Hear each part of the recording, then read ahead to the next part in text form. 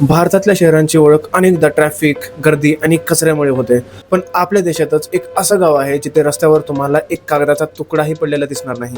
हे गाव आहे मेघालयमधलं माऊलीनॉंग, ज्याला एशियाज क्लीनेस्ट विलेज म्हणून ओळखलं जातं. संपूर्ण गाव हिरवळीने नटलेलं, सगळीकडे फुलं आणि प्रत्येक ठिकाणी बांबूंपासून बनवलेले सुंदर डस्टबिन्स. पण या गावाला खास बनवतं ते त्याचं सुंदरता नाही, तर इथल्या लोकांची विचारसरणी. इथे साफसफाई ही कोणाच्या नोकरीचा भाग नाही, ती प्रत्येकाची जबाबदारी आहे. लहानपणापासूनच मुलांना शिकवलं जातं की तू घाण केलीस तर ती साफ करणं ही तुझंच काम आहे. शाळेत जाण्याआधी अनेक मुलं आपल्या घराभोवती आणि रस्त्यावर स्वच्छता करतात आणि म्हणूनच हे गाव स्वच्छ आहे.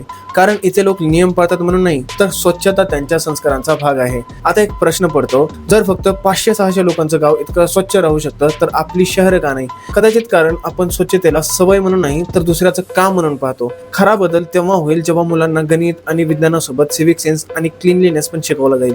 कारण स्वच्छ भारत फक्त सरकार बनवू शकत नाही, तो आपण सगळे मिळूनच बनवू शकतो. आणि काही लोक स्वच्छता करतात, पण त्यांच्या कॉमेंटमध्ये काही लोक हवायला जातात.